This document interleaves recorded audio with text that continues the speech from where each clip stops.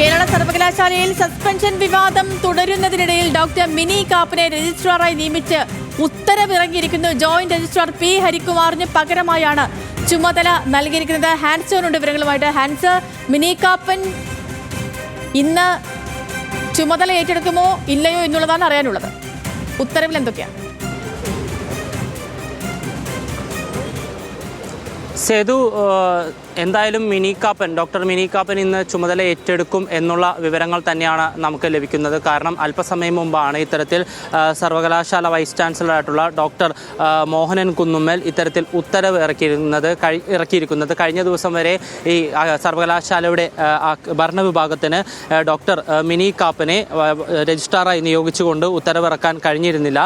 പക്ഷേ vice ചാൻസലറായി doctor Mohanan Kunnummal തിരിച്ചെത്തിയതിന് ശേഷമാണ് ഇത്തരം ശക്തമായ നടപടികളിലേക്ക് കടന്നിരിക്കുന്നത്. അതിൻ്റെ ഭാഗമായി തന്നെയാണ് ഇന്ന് രാവിലെ രജിസ്ട്രാറെ തടയാനുള്ളൊരു നീക്കത്തിലേക്ക് കടന്നത്. അതിന് ചുവടുവെച്ചുകൊണ്ട് തന്നെ ഇപ്പോൾ ഡോക്ടർ മിനി കാപ്പനെ രജിസ്ട്രാറായി നിയോഗിച്ചുകൊണ്ടാണ് ഇപ്പോൾ സർവകലാശാല ഭരണവിഭാഗം ഉത്തരവിറക്കിയിരിക്കുന്നത്. അതിനോടൊപ്പം തന്നെ അഡ്മിനിസ്ട്രേഷൻ ജോയിന്റ് രജിസ്ട്രാറായിട്ടുള്ള പി ഹരികുമാറിൻ്റെ ചുമതല ഹേമാനന്ദിനും കഴിഞ്ഞ ദിവസം താൽക്കാലിക വൈസ് ചാൻസലർ ഇൻചാർജായിട്ടുള്ള സിസ തോമസ് നൽകിയിരുന്നു. അതിൻ്റെ ഉത്തരവും ഇപ്പോൾ പുറപ്പെടുവിച്ചിട്ടുണ്ട്. ഹേമാനന്ദന് അഡ്മിനിസ്ട്രേഷൻ ജോയിന്റ് രജിസ്ട്രാറുടെ ചുമതല നൽകിക്കൊണ്ടാണ് ഇപ്പോൾ ഔദ്യോഗികമായി ഉത്തരവിറക്കിയിരിക്കുന്നത്. നിലവിൽ അക്കാദമിക് വിഭാഗം ജോയിന്റ് രജിസ്ട്രാറാണ് ഹേമാനന്ദൻ. അവർക്കും ചുമതല നൽകിക്കൊണ്ടാണ് ഇപ്പോൾ വൈസ് ചാൻസലർ ഉത്തരവിറക്കിയിരിക്കുന്നത്. കഴിഞ്ഞ ദിവസമാണ് അഡ്മിനിസ്ട്രേഷൻ ജോയിന്റ് രജിസ്ട്രാറായിട്ടുള്ള പി ഹരികുമാർ 2 ആഴ്ചത്തെ അവധിയിൽ പ്രവേശിക്കുന്നത്. അതിനെ തുടർന്നാണ് വലിയ കോലാഹലങ്ങൾ ഇവിടെ സൃഷ്ടിക്കപ്പെട്ടത്. തന്നെ കാണാം ഈ സർവകലാശാലയ്ക്കുള്ളിൽ നിറയെ പോലീസാണ്. പിന്നെ മാത്രമല്ല, മോഹനൻ കുന്നുമ്മൽ ഇപ്പോൾ സുരക്ഷ കൂട്ടണമെന്ന് ആവശ്യപ്പെട്ടിട്ടുമുണ്ട്. അപ്പോൾ ഇനി മിനി കാപ്പൻ ഇന്ന് ചുമതല ഏറ്റെടുക്കുകയാണെങ്കിൽ കഴിഞ്ഞ ദിവസത്തിന് സമാനമായി അതല്ലെങ്കിൽ അതിലും കൂടുതൽ വലിയ രീതിയിലുള്ള ഒരു കലഹത്തിനും പ്രതിഷേധത്തിനുമൊക്കെ അവിടെ സാധ്യതയില്ലേ?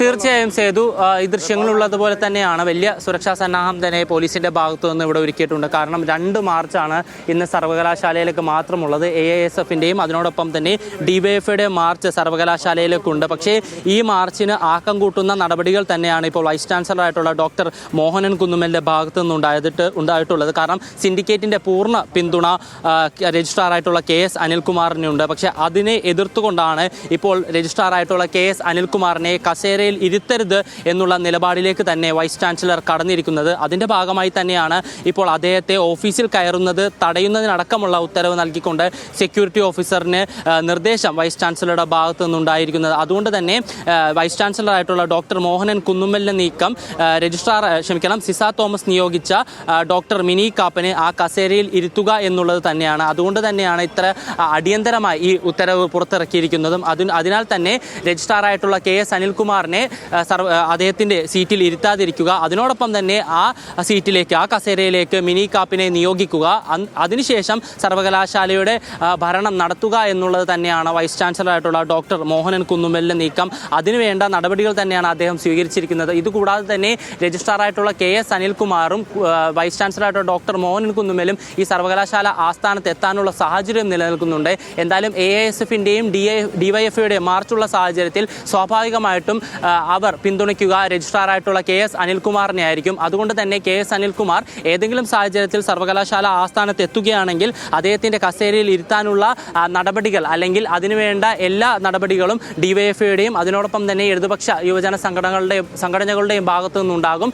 അതുകൊണ്ട് തന്നെ ഡോക്ടർ മിനി കാപ്പനെ തടയുകയും കൂടാതെ വൈസ് ചാൻസലറുടെ ഈ ഉത്തരവ് ലംഘിച്ചുകൊണ്ട് രജിസ്ട്രാറായിട്ടുള്ള KS അനിൽകുമാറിനെ കസേരയിൽ ഇരുത്താനുമായിരിക്കും ഇടതുപക്ഷ സംഘടനകളുടെ നീക്കം. പക്ഷേ അതിനെ ഏത് രീതിയിലായിരിക്കും പോലീസ് തടയുക എന്നുള്ളത് വളരെ വലിയൊരു ചോദ്യമാണ്. കാരണം കഴിഞ്ഞ ദിവസം തന്നെ നമ്മൾ കണ്ടതാണ് സർവകലാശാലയിൽ എന്ത് രീതിയിലുള്ള പ്രതിഷേധമാണ് SFIയുടെ ഭാഗത്തു നിന്നുണ്ടായത്. അത് തടയാൻ എത്രത്തോളം പോലീസ് കഷ്ടപ്പെട്ടു എന്നുള്ളത് നമുക്കറിയാവുന്നതാണ്. അതെല്ലാം മുൻനിർത്തിക്കൊണ്ട് തന്നെയാണ് വലിയ പോലീസ് സന്നാഹം ഇവിടെ വന്നിരിക്കുന്നതും മുതിർന്ന ഉദ്യോഗസ്ഥരടക്കം സർവകലാശാല ആസ്ഥാനത്ത് എത്തിയിരിക്കുന്നതും. എന്തായാലും സംഘർഷ സാധ്യത നിലനിൽക്കുന്നുണ്ട്. പുറത്താണെങ്കിലും അകത്താണെങ്കിലും സംഘർഷ സാധ്യത നിലനിൽക്കുന്ന ഒരവസ്ഥ തന്നെയാണ് സർവകലാശാലയിലുള്ളത്. എന്തായാലും വരും മണിക്കൂറുകളിൽ വലിയൊരു പോര് തന്നെ സർവകലാശാല ആസ്ഥാനത്ത് കാണാൻ കഴിയും. സേതു, ശരി ഹാൻസ്. ഓക്കെ, അപ്പോൾ സർവകലാശാല ഇന്നും കലുഷമാകുമെന്ന കാര്യത്തിൽ സംശയമൊന്നും തന്നെ ഇല്ല. ഈ നമ്മുടെ സർവകലാശാലകൾ നിത്യേന ഇങ്ങനെ കലാപഭൂമികൾ സമരക്കളങ്ങളൊക്കെ ആകുന്നതാണ് കഷ്ടമാകുന്നത്. പിന്നെ വിദ്യാർത്ഥികൾക്ക് പഠിക്കാനുള്ള സമയം പോകുന്നു തുടങ്ങി എന്തൊക്കെ കഷ്ടങ്ങളാണല്ലേ ഇങ്ങനെ ഈ ബന്ധപ്പെട്ട അധികാരികളെല്ലാം അറിയാവുന്നവർ തന്നെ തങ്ങളുടെ നിലപാടുകളിൽ ഒരു വിട്ടുവീഴ്ചയും ഇല്ലാതെ ഉറച്ചു നിൽക്കുന്ന ഘട്ടത്തിൽ വിദ്യാർത്ഥികൾ നേരിടേണ്ടി വരുന്ന കാര്യങ്ങളൊക്കെ.